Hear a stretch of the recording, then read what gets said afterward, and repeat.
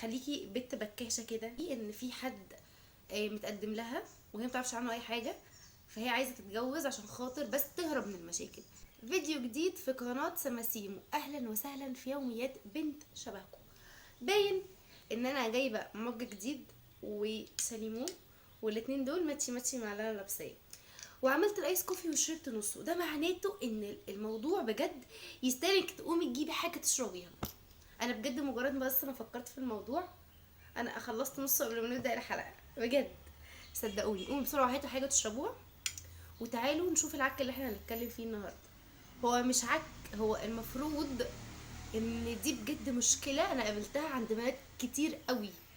والكارثه بقى ان انا بفتح الانستجرام بتاعي، اللي بالمناسبه هسيبهولكوا في اول كومنت مثبت، لقيت واحده بتقول لي ان هي عايزه تتجوز عشان خاطر تسيب بس بيت اهلها. اللي هو ايه ده؟ يعني انت عايزه تتجوزي عشان خاطر تهربي من المشاكل اللي في بيت اهلك؟ بصراحه انا هسيبكم تقوموا تعملوا حاجه تشربوها وتيجوا عشان نتكلم مع بعض، عشان انا حاسه والله اعلم كده ان في بنات كتير قوي بنفس هذه العقليه. فانا النهارده ان شاء الله مش هسيبكم، عشان انا هعتبر نفسي اختكم الكبيره، وهنتكلم بقى بجد بمنتهى الصراحه. ويعني الكارثه والطريقه اللي انتوا بتفكروا بيها قد ايه ممكن بجد توقعكم في مشاكل انتوا بجد مش واخدين بالكم منها. فيلا بسرعه بسرعه قومي هاتي حاجه تشربيها وتعالي عشان نكمل. جبتوا حاجه تشربوها زي ما قلت لكم كده بعد ما نزلت الفيديو بتاع المره اللي فاتت ازاي تثقي في شكلك، واتكلمت فيه عن ان في اهالي بتتريق او بتنمر على شكل عيالها. طبعا انا ما تخيلتش الناس اللي بجد هتكلمني، مع اني لسه بجد بدأ انستجرام ويعتبر لسه الصفحه جديده، فاهمين؟ يعني هنا اليوتيوب ده انا مثلا ممكن بدأ من شويه، من بدري شويه، بس الانستجرام لا، كنت عايزه اعمل انستجرام جديد. فاتخضيت ان بجد يعني الناس او في كذا بنت دخلوا كلموني. المهم لقيت واحده عايزه تهرب من بيت اهلها بطريقه ان هي ايه تتجوز اي واحد والسلام.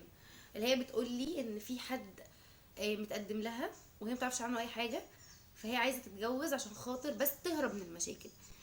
فالفيديو بتاع النهارده حاسه شويه ان هو يعني نار وشرار.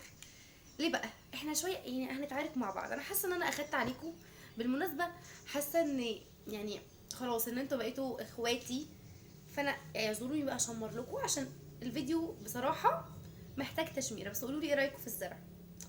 وحاسه ماتشي ماتشي مع البينك، لونه اخضر حلو قوي.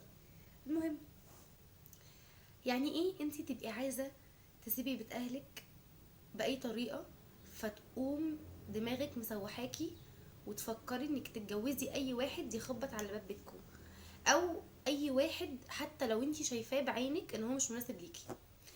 ليه يا بنت الناس تعملي في نفسك كده؟ اقنعيني اقنعيني، عشان المشاكل عمرها ما تتحل. انتي متاكده واثقه ان الشخص اللي انتي هتتجوزيه ده كويس؟ بصوا بقى بجد، عارفين المثل اللي بيقولك الجواز ده زي البطيخه؟ بجد الجواز ده زي البطيخه. انتي متاكده ان البطيخه اللي انتي هتاخديها دي كويسه حمرا يعني؟ اكيد لا. افرض بقى انتي اتجوزتي واحد زي ما انتي ما بتقولي، انا هعيش بقى معاكي واتخيل معاكي، اتجوزتي اول واحد خبط على باب بيتكم، وحتى لو انتي شايفاه ان هو مش مناسب ليكي فانتي اتجوزتيه، وفي الاخر بعد ما اتجوزتيه اكتشفتي ان هو بخيل، واكتشفتي ان هو يعني اسلوبه مش كويس، واكتشفتي ان هو بيعمل مشاكل وبيمد ايده وبيضرب وحاجات كتير بقى. حلو، انت كنت بتهربي من مشاكل بيت اهلك، طب لما تروحي بقى لجوزك ده هتهربي منه ازاي؟ ها، يلا اقنعيني بقى، اقنعيني بس اقنعيني، انا دلوقتي انا عايزه اقتنع. انتي لما روحتي بيته لقيتيه بالصفات السيئه دي، انتي هتعرفي تهربي منه بقى؟ هي هتتجوزي واحد تاني؟ اكيد لا. امال يا بنتي يا سماسيمو، لو انا بواجه مشاكل في بيت اهلي ايه الطريقه اللي انا ممكن احلها؟ نمبر 1، رقم واحد بجد، ان انتي المشاكل دي اغلبها عشان خاطر انتي طول الوقت قاعده فاضيه، وطول الوقت قاعده عماله تتنقري معاهم. هتقولي انا مش فاضيه ومش بتناقر معاهم، هما اللي بيجوا يفتعلوا معايا المشاكل دي. ثانيه واحده، كل واحد ليه مفتاح، سواء اللي بتعمل معاكي المشاكل دي مامتك، باباكي، اخوكي، اختك، كل واحد في الحياه ليه مفتاح. هتقولي دول ناس ملهاش مفاتيح في الحياه. اسمعي مني، انا بقولك ملهاش مفاتيح. هقولك لا، كل واحد ليه مفتاح.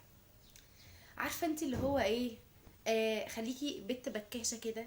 يعني ايه بنت بكاشه؟ يعني مثلا مثلا احنا هنفترض ان انت مثلا المشاكل في البيت بتبقى اكترها مثلا مع مامتك. خليكي بكاشه شويه. يا ماما الطقم ده شكله حلو عليكي. انتي وحشتيني، انا ما هصدق ارجع البيت عشان نقعد نتكلم. خليكي بكاشه، كل واحد ليه مفتاحه. طب المشكله مع اختي، هنحاول نعمل ايه بقى؟ هنحاول ان احنا نصاحبها. طيب اصاحبها ازاي؟ انا عايزه احكي لك حوار حصل معايا وعايزه رايك عشان رايك مهم عندي. انا بجد، انا من غير رايك بجد انا كنت حاسه ان الموضوع مش هيمشي. رايها ملوش 30 لازمه في الحياه اصلا، بس انتي ضحكتي عليها عشان بس تصلحي العلاقه ما بينك وما بينها. طب المشكله مع باباكي، وباباكي صعب وباباكي قوي، وباباكي مش عارفه ايه، اللي هو مش هينفع ان انا اقعد معاه حتى واتكلم معاه واقول له اللي هو انا عارفه انت اللي هو كلام الابهات ده اللي احنا بنشوفه، اللي هو يا بابا معلش، طب انا حاسه ان انت خايف عليا وبتاع. لا، هو اصلا مش متقبل الكلام ده وما عندوش طريقه الكلام دي، المفروض اتعامل معاه ازاي؟ حلو. باباكي انت عارفه دماغه، انت عارفه ان هو هيقول لك لا على الموقف الفلاني، هيقول لك لا على الموقف العلاني، هيعند معاكي في الحته الفلانيه. عارفه انت الطريقه اللي هو طب انا اصلا مش هاممني الموضوع، بس مش هو مش هاممني الموضوع بقله ادب.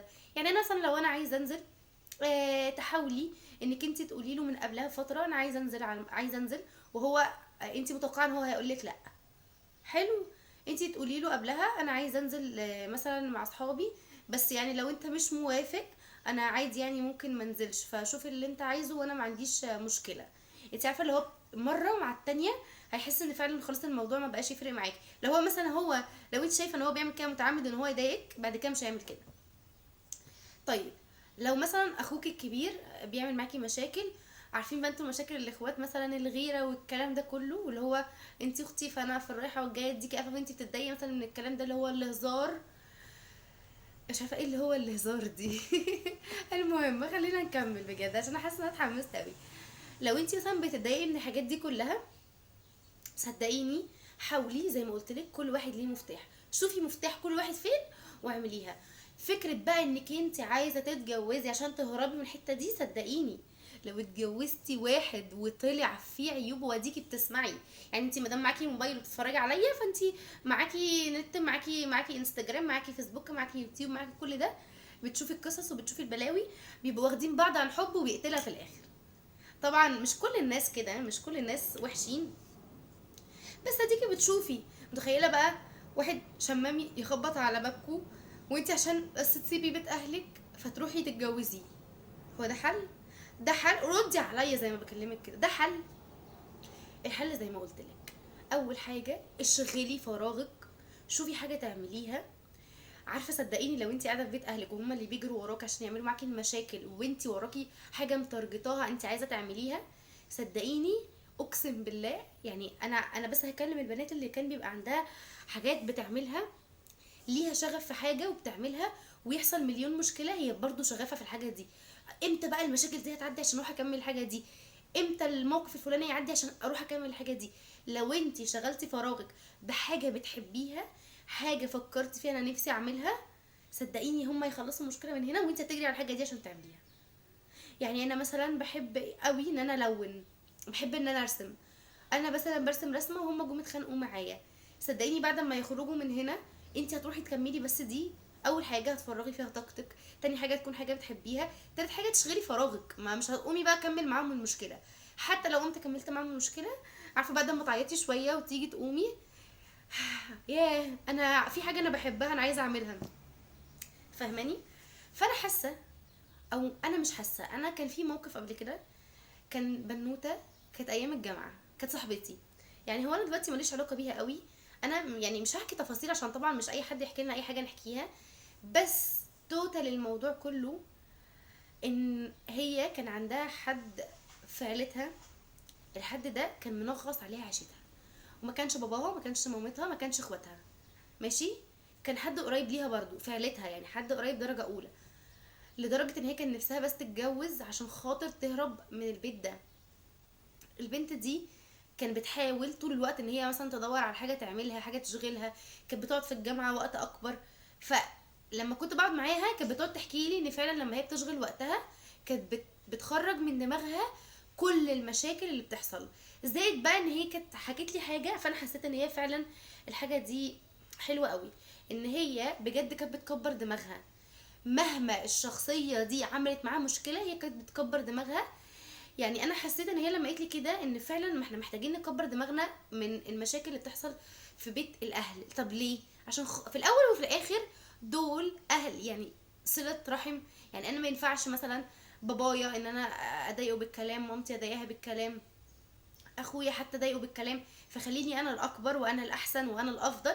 وزي ما قلت لك كلنا بنمر بمشاكل، وانتي هتمري بمشاكل ولسه هتمري بمشاكل. وعلى فكره لما تتجوزي حتى لو الشخص ده كويس صدقيني هتمري برضو معاه بمشاكل.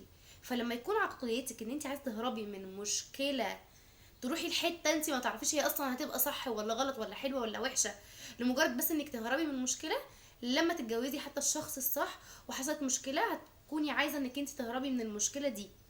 فصدقيني حاولي انك تحلي المشكله وما تهربيش منها بحاجه انت بتحبيها، حاجه تضيعي فيها وقتك، تملي فراغك. لكن فكره انك عايز تتجوزي وخلاص كده عشان تهربي تنفعنيش. وبعدين انتي اختي، انا مش هقدر اقولك غير كده. لو قلتلك غير كده ابقى بضحك عليكي. صدقيني انتي محتاجه تسمعي الكلام ده وتعقليه وتنفذيه. لو عملتي حاجه غيره في الاخر انتي اللي هتلبسي، مش انا، مش هما، مش اهلك، انتي اللي هتلبسي. فعشان خاطري شغلي مخك وخليكي بنوته ذكيه بكاشه. على فكره بقى اغلب الناس البكاشين في الحياه هم دول الناس التوب اللي بيكسبوا في اي حته. فخليكي بكاشه. هو انتي مش هتبقي بكاشه مع حد غريب، دول اهلك. يعني شوفي كل واحد فين مربط الفرس بتاعه وبس اشتغل يا باشا وما تزعليش نفسك. طبعا انا موجوده معاك 24 ساعه على انستجرام، روحي اشتكي لي، طلعي كل اللي في قلبك وهتلاقيني برد عليكي عادي جدا، ونقعد نحكي مع بعض بالساعات. وبفكر، يعني دي لسه مجرد نمنومة فكرة صغيرة قد كده، ان انا اعمل فقرة ليلية على الانستجرام ونقعد بقى نحكي بقى، والبس لكم بقى، اطلع لكم بالاسدال بقى، ما انتوا خلاص بقيتوا حبايبي وبس كده. ف لو وصلتي لحد هنا فانا بحبك. خدي قلب قلب بجد، واعملي قلوب في الكومنتات باللون البينك. ليه بقى؟ عشان لو انتي وصلتي لحد هنا. وبس كده، اتمنى تكوني بنوتة عسولة جميلة، شعرك يبقى طويل، ملامحك تبقى عسولة، بشرتك تبقى صافية. شفتي؟ مفيش احلى من كده دعاوي. وبس كده، باي.